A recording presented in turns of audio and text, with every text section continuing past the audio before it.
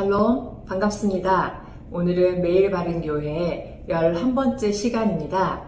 기도로 시작하겠습니다.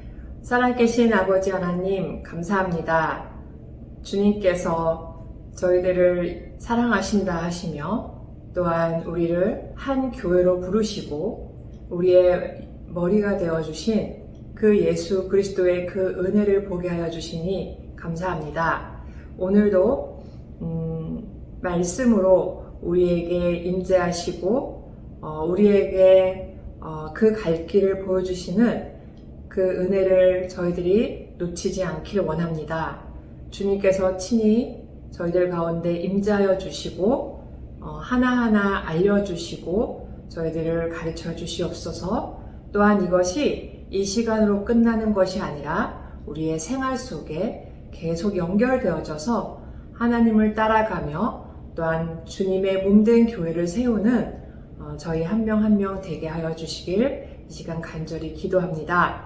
주님 함께하여 주시옵소서. 이 모든 말씀 우리 주 예수 그리스도 이름으로 기도드렸습니다. 아멘. 네, 오늘 살펴볼 말씀은 에베소서 4장 7절에서 16절까지인데요. 제가 시간 관계상 함께 읽는 것은 13절부터 16절까지만 함께 읽도록 하겠습니다. 다른 구절은 시간 내서 한번 읽어주시면 감사하겠습니다. 13절부터 16절까지 함께 읽겠습니다. 우리가 다 하나님의 아들을 믿는 것과 아는 일에 하나가 되어 온전한 사람을 이루어 그리스도의 장성한 분량이 충만한 데까지 이르리니 이는 우리가 이제부터 어린아이가 되지 아니하여 사람의 속임수와 간사한 유혹에 빠져 온갖 교훈의 풍조에 밀려 요동하지 않게 하려 함이라. 오직 사랑 안에서 참된 것을 하여 범사에 그에게까지 자랄지라. 그는 머리니 곧 그리스도라. 그에게서 온 몸이 각 마디를 통하여 도움을 받음으로 연결되고 결합되어 각 지체의 분량대로 역사하여 그 몸을 자라게 하며 사랑 안에서 스스로 세우느니라. 아멘. 네, 어제 본문을 통해 성령님께서 우리 교회를 하나 되게 하셨다는 것을 보았습니다. 하지만 이 교회의 하나됨이 생명력이 없다거나 아무 특색도 없는 획일성으로 오해되어서는 안 됩니다. 오히려 우리의 하나됨을 풍성하게 하기 위해 그리스도께서 여러 은사, 즉 선물로 은혜를 주셨습니다. 온 교회가 그리스도의 몸으로 몸의 하나하나가 모두 발휘할 수 있는 은사 혹은 행할 수 있는 기능을 소유할 수 있게 하신 것이죠. 우리는 쉽게 은사는 성령의 은사로만 생각하곤 합니다. 하지만 오늘 말씀을 통해 사도 바울은 은사는 그리스도의 선물로 말합니다. 또한 로마서 12장에서 바울은 은사가 하나님 아버지의 선물로도 말하고 있습니다. 즉 성부, 성자, 성령 하나님은 교회가 잘 되는데 필요한 모든 부분에 함께 관여하고 계심을 우리가 잊지 말아야 합니다. 그리고 바울은 여러 편지를 통해 은사의 성격이 매우 다양함을 보여주고 있습니다. 그중 오늘 에베소서 말씀을 통해 바울은 예수 그리스도께서 승천하시면서 선물로 주신 것이 직분임을 알려주고 있습니다. 또 한 가지 성격은 여기에 나와 있는 5가지 은사가 모두 가르침과 연관되어 있는 것을 볼 수 있죠. 우리는 간혹 덜 중요한 몇 가지 은사에 더 많은 관심을 가질 때가 많습니다. 그러나 오늘 바울은 교회를 세우는 것에 가장 중요한 은사들을 언급하고 있는데요. 교회를 세우는 것은 바로 가르침이기에 가장 필요한 사람들은 교사들인 것 같습니다. 목사, 교사라는 직분, 즉 그 은사를 주신 목적을 우리는 12절에서 알 수 있는데요. 첫 번째로 성도를 온전하게 하기 위해 주셨다고 합니다. 온전하게 한다는 것은 무장입니다. 즉 성도를 무장시켜야 하는 것이죠. 디모데후서 3장 16절 17절을 제가 읽어드리겠습니다. 모든 성경은 하나님의 감동으로 된 것으로 교훈과 책망과 바르게 함과 의로 교육하기에 유익하니 이는 하나님의 사람으로 온전하게 하며 모든 선한 일을 행할 능력을 갖추게 하려 함이라. 아멘. 하나님께서 성경을 주신 이유는 역시 바로 하나님의 사람으로 온전하게 하기 위한 것입니다. 그렇기에 그 성경을 바르게 읽고 그 성경을 통해 하나님을 잘 만날 수 있도록 가르치는 직분을 이 땅에 주신 것 역시 성도를 온전하게 하기 위한 선물이죠. 다양한 은사를 주신 두 번째 목적은 봉사의 일, 즉 잘 섬기게 하기 위한 것입니다. 한 교회의 목사는 그 교회의 사역을 자기 손에 쥐고 놓지 않으려고 하면서 성도들의 모든 주도권을 억눌러 버리는 사람이 아닙니다. 오히려 하나님의 백성이 가지고 있는 그 은사를 발견하고 개발하고 발휘할 수 있도록 돕고 격려하는 사람이 되어야 하는 것이죠. 그 일은 교사들도 동일합니다. 그래서 렘방에서도 오직 렘장님만 렘방 모임을 이끌어가는 것이 아니라 한 렘방 안에서도 찬양, 회개, 신방 등등으로 사람을 세우고 함께 할 수 있도록 격려하는 사람들이 필요하다고 보는 것입니다. 마지막 세 번째로는 이렇게 은사를 주신 궁극적인 목적을 알려주고 있는데요. 그것은 바로 그리스도의 몸을 세우려 하시는 것입니다.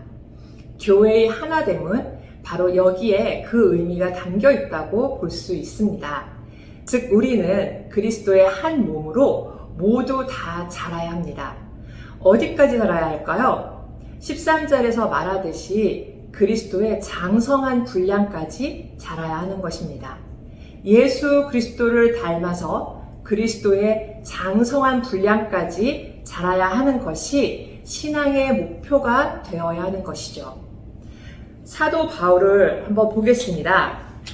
빌립보서 3장 말씀에 있는 것인데요.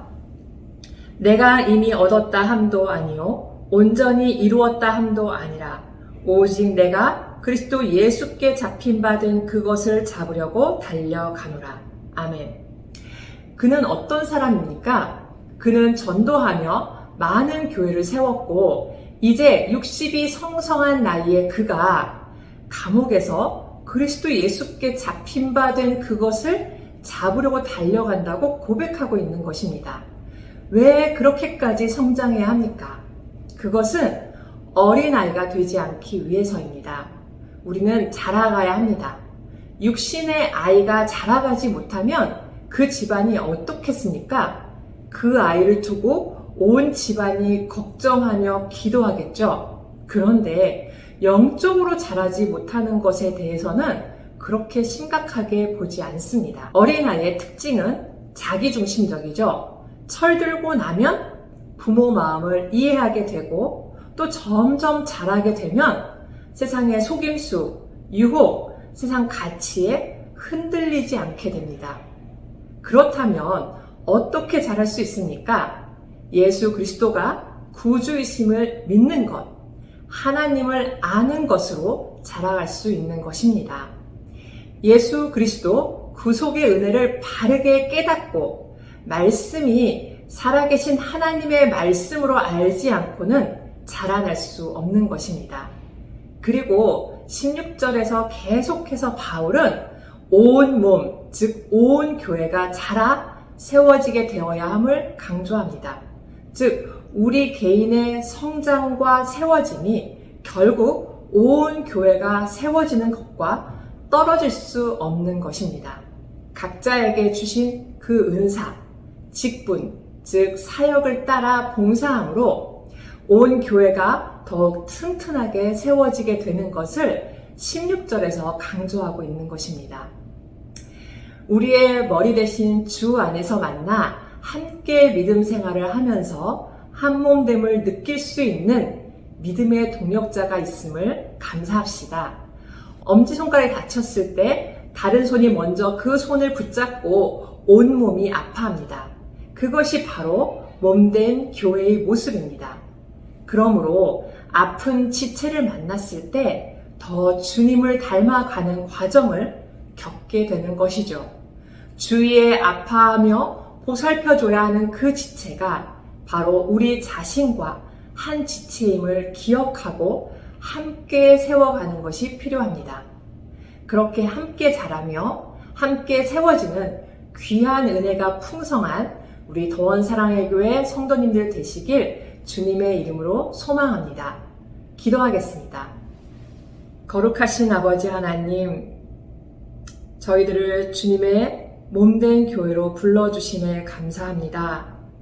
그리고 우리가 잊지 말아야 할 것은 주님이 주신 그 직분, 주님이 주신 그 은사들을 때로는 우리 자신의 만족을 위해서 저희들이 구했을지 모르지만 주여 그런 저희들의 죄를 모두 용서해 주시고 오직 다시 한번 온 교회, 이 주님의 온 몸을 세우는데 쓰임받는 귀한 은사를 더욱 사모하고 주님께 간구하며 그 안에 우리 개인이 믿음 가운데 성장하고 그 안에 또한 우리 온 교회가 함께 성장하는 것을 꿈꾸며 주님 앞에 매일 기도하며 나아가는 우리 더원사랑의 교회가 되게 하여 주시옵소서.